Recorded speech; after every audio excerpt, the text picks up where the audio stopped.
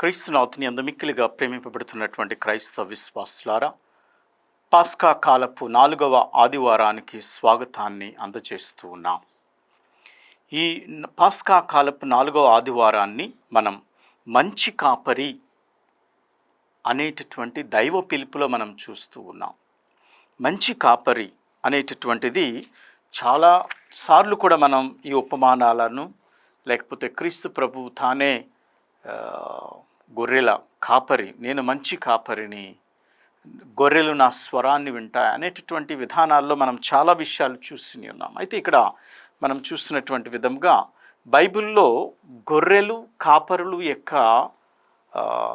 వ్యత్యాసం, లేకపోతే వారికి ఉన్నటువంటి అనురాగ బంధం అనేటటువంటి చాలా ఉన్నాయి కూడా. మనం ఇక్కడ మరీ ముఖ్యంగా మన ఆసియా ప్రాంతాల్లో, మరి ముఖ్యంగా మన భారతదేశంలో కూడా ఈ గొర్రెలను కాచుకునేటటువంటి వాళ్ళు, గొర్రెలను సంపాదించి మేపుతున్నటువంటి వాళ్ళు కూడా చాలామంది ఉంటూ ఉంటారు. ఇక్కడ ఈ గొర్రెల కాపరులు, గొర్రెల మధ్య ఉన్నటువంటి ఆ బంధాన్ని స్వార్థికారుల్లో చాలామంది కూడా చాలా విపులీకరంగా వివరిస్తూ ఉంటారు. అందులో మనం చూస్తూ ఉంటాను బైబిల్లో ముఖ్యంగా మొదటి 3 సువార్తలో కూడా గొర్రెలు కాపరులకు సంబంధించినటువంటి చాలా విషయాలు మనం చూస్తూ ఉన్నాం. మరి మార్కు సువార్తలో మనం చూసినట్లయితే కాపరి లేని గొర్రెల వలెనున్న ప్రజలను చూసి యేసు హృదయం ద్రవించిపోయిందని చెప్తూ ఉన్నారు. అలాగే కాపరి తత్వం అనేటటువంటిది కూడా మనం మార్కు సువార్తలో 6వ అధ్యాయం 30 నుంచి 44 వచనంలో మనం చూస్తూ ఉంటాం. అలాగే మత్తయి సువార్త ప్రకారం కూడా మనం చూసినట్లయితే గొర్రెల మధ్య మరి మారు వేషంలో ఉన్నటువంటి తోడేళ్ళ గురించి హెచ్చరిస్తూ ఉన్నాడు. అలాగే కపట ప్రవక్తల గురించి హెచ్చరిస్తూ ఉన్నాడు. ఇవన్నీ కూడా మనం చూసినట్లయితే చాలా ఈ గొర్రెలకు సంబంధించినటువంటివి మనం సాధారణంగా చూస్తూ ఉంటాను. గొర్రెలు, మేకలు, వాటి మనస్తత్వాలు చాలాసార్లు కూడా క్రీస్తు ప్రభు మరి గొర్రెలు యొక్క విధి విధానాలను చక్కగా వివరిస్తూ ఉన్నాడు. అంతే గొర్రెల కాపరిగా దేవుడు ఉంటూ ఉన్నాడు. మనం పూర్వ నిబంధనను మనం చూసినట్లయితే హెజ్కేలు గ్రంథంలో 34వ అధ్యాయంలో ఇజ్రాయేలు కాపరుల గురించి, మరి ఇజ్రాయేలు ప్రజల యొక్క కాపరులు, ఆ కాపరులు బాధ్యతారహిత్వం లోపించినప్పుడు వివరిస్తూ ఉన్నారు. వాళ్ళు బాధ్యతగా ప్రజలను నడిపించలేనటువంటి సమయంలో కూడా, మరి ఆ శ్రద్ధ తీసుకోలేనటువంటి సమయంలో కూడా, మార్గదర్శకముగా లేనటువంటి సమయంలో ఇక్కడ ఆ కాపరులను దేవుడు కఠినంగా శిక్షిస్తూ ఉన్నాడు. హెజ్కేలు గ్రంథంలో మనం చూస్తుంటాం. మరి ముఖ్యంగా 34వ అధ్యాయము మొదటి వచనం నుంచి 31వ వచనంలో మనం చూస్తూ ఉన్నాం. మరి ఈరోజు మనం ప్రత్యేక విధంగా చూసినటువంటి విషయాల్లో కాపరి ద్వారం అనే 2 విషయాలు మనం ఈ స్వార్థ పట్టణంలో వేరు పాఠ్యాంశాలుగా మనం గుర్తిస్తూ ఉంటాం. కానీ ఇక్కడ ఒకటి ద్వారం, రెండవది కాపరి. అంటే ఈ 2 ఉపమానాలుగా మనకు చూస్తూ ఉన్నాం. మొదటి ఉపమానంలో గొర్రెలను దొంగిలించే వారికి హెచ్చరికలను, ఇక రెండవ ఉపమానంలో గొర్రెలకు కాపరులకు మధ్య ఉన్నటువంటి ఒక అనురాగ బంధాన్ని మనం గమనిస్తూ ఉన్నాం. అందుకని ఇక్కడ ఆ పోలికను మనం చూసినట్లయితే ద్వారం, మంచి కాపరి కూడా యేసుప్రభువే ఇక్కడ. అందుకనే వాక్యంలో మనం చూసినట్లయితే మరి ముఖ్యంగా యోహాను శుభవార్త 10వ అధ్యాయంలో మొదటి వచనం నుంచి 7 వచనాలు మనం చూసినట్లయితే గొర్రెల పోవు ద్వారమును నేనే, అంటే గొర్రెలు వెంబడించేటటువంటి ఆ వెలుపలకు వెళ్ళటం, బయటకు రావటం, లోనికి వెళ్ళటం అనేటటువంటివి కూడా ప్రభు ద్వారానే. తమ గొర్రెల కాపరులు ఆ గొర్రెల దొడ్డిలోనికి ప్రవేశించాలన్నా, అలాగే వెలుపలకు వెళ్ళాలన్నా మార్గం ద్వారానే వాళ్ళు ప్రవేశించాలి. అందుకని ఆయన ఆ ద్వారాన్ని కూడా నేనే, ఆ గొర్రెలను తోలుకుని వెళ్ళటానికి, ప్రవేశించటానికి కూడా. అందుకనే మనందరం కూడా దేవుని బిడ్డలము, గొర్రెలముగా మరి ఆయన నడిపించేటటువంటి మన కాపరి ఆయన. ఇవి ఇటీవల మనం చూస్తుంటాం, కొన్ని విషయాల్లో చాలా హాస్యంగా మాట్లాడుతూ ఉంటారు గొర్రెలు.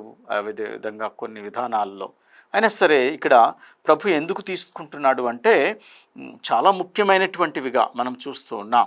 ఎందుకంటే గుర్తింపబడినటువంటి స్వరం, ఎవరైతే ఆ ప్రభు కాపరి, గొర్రెలు తన కాపరి స్వరాన్ని విని గుర్తించి ఆ స్వరం ఇచ్చే ఆదేశాలను పాటిస్తాయి. ఇది చాలా ముఖ్యమైనటువంటిది. ఎందుకంటే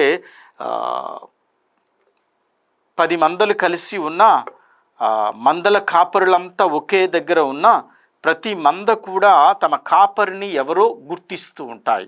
అందుకని మనం కూడా గొర్రెలు మేపటానికి తీసుకువెళ్తూ ఉంటాడు ఈ మేపరి, వాటికి ఏ అపాయం కలగకుండా కాపాడుతూ ఉంటాడు. అలాగే మనం ఉపమానాల్లో చూస్తున్నాం, 100 గొర్రెలలో ఒకటి తప్పిపోతే 99ని పక్కన పెట్టి తప్పిపోయినటువంటి గొర్రెను వెతకటానికి వెళ్ళాడు. ఆయన నిజమైనటువంటి కాపరి. మరి ఇక్కడ కూడా మనం చూస్తూ ఉంటాం, అంటే ఆ గొర్రెను తప్పిపోయినటువంటి దాన్ని తీసుకొచ్చి మరలా ఆ 99 గొర్రెల్లో కలుపుతూ ఉన్నాడు. అది నిజమైనటువంటి కాపరి లక్షణాలు, శిష్యరికపు లక్షణాలు కూడా మనం కూడా నేర్చుకోవాలి. ఎందుకంటే ఈ కాపరి గొర్రెలు అనేటటువంటిది చాలా ముఖ్యమైనటువంటిది క్రైస్తవులకు. మనందరికీ కాపరి యేసయ్య. ఆయన స్వరాన్ని వింటూ ఉన్నామా లేదా ఆత్మ పరిశీలన చేసుకోవాలి. దేవుని మార్గంలో మనం వెళ్ళలేకపోతే ఏం జరుగుతూ ఉంది అంటే ఏ స్వరం విన్నా వెళ్ళిపోతూ ఉంటాం. అందుకని చూడండి, ఒక గొర్రెల కాపరి రోజు మేపుతూ ఉన్నప్పుడు ఆయన పిలుస్తూ ఉంటాడు, గొర్రెలను పిలిస్తే వచ్చేస్తాయి. అలాగే ఒక తెలియలేనటువంటి వాడు, ఒక బాటసారి వెళ్ళి గొర్రెలు హే హే రండి రండి అంటే చల్లా చెదురైపోతూ ఉంటాయి, భయపడి వెళ్ళిపోతూ ఉంటాయి. అలాగే మనము కూడా ప్రతి దినము దివ్య సంస్కారాలు అనగా దివ్య బలి పూజలో పాల్గొనాలి, భక్తి కార్యక్రమంలో పాల్గొనాలి. అప్పుడే మనం దేవుని స్వరాన్ని వినగలుగుతూ ఉంటాం. ఇప్పుడు అధునాతనమైనటువంటి సాంకేతికమైనటువంటి రంగాలు అభివృద్ధి చెందుతున్నటువంటి దేశాలు మన సమాజం. ఎక్కడ చూసినా సరే అనేకమైనటువంటి వ్యాపార రంగాల్లో అనేకమైనటువంటి ప్రార్థన చేసుకోవటానికి కూడా ప్రజలకు సమయం లేదు.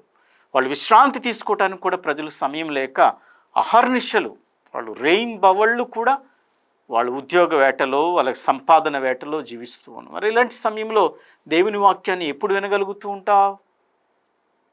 ఆ వాక్యాన్ని విని ఎప్పుడు అర్థం చేసుకోగలుగుతూ ఉంటావు? నీ కాపరి స్వరాన్ని ఎప్పుడు వినగలుగుతూ ఉంటావు? అందుకనే చాలా సునాయాసనంగా ఏ స్వరాలు వినబడినా మనం వెళ్ళిపోతూ ఉంటాం. అంటే అందుకనే తోడేళ్ల మధ్యలో చాలా జాగ్రత్తగా ఉండాలని చెప్తూ ఉన్నారు. గొర్రెల వలె మీరు అంటే ఈ లోకంలో ఉన్నటువంటి కపట ప్రవక్తలు కానివ్వండి, లేకపోతే ఆకర్షించేటటువంటి విషయాలన్నీ కూడా తోడేళ్ళు లాంటివే. మన కాపరి స్వరాన్ని వినకుండా తీసుకుని వెళ్ళిపోతూ ఉంటాయి. కనుక ఈరోజు మంచి కాపరి అనేటటువంటి విషయాన్ని భగవంతుడు మనకి ఇస్తూ ఉన్నాడు. కాబట్టి ఈ పాస్కా కాలంలో ప్రార్థన చేసుకుందాం. అలాగే తల్లి అనేటువంటి తిరుసభ ఈరోజు మనందరికీ కూడా దైవ పిలుపు ఆదివారాన్ని కూడా పెడుతూ ఉంది. మరి దైవ పిలుపు, మరి ప్రపంచంలో యవనస్తులు దైవ పిలుపుని అందుకుని వారు కూడా స్వార్థ కార్యాల్లో ముందుకు రావాలని ఈరోజు ప్రత్యేక విధంగా మరి దైవ పిలుపు కోసం ప్రత్యేక విధంగా ప్రార్థన చేద్దాం. దేవుడి వాక్యాన్ని వింటున్నటువంటి మిమ్మల్ని ఆశీర్వదించునుగాక. ఆమేన్.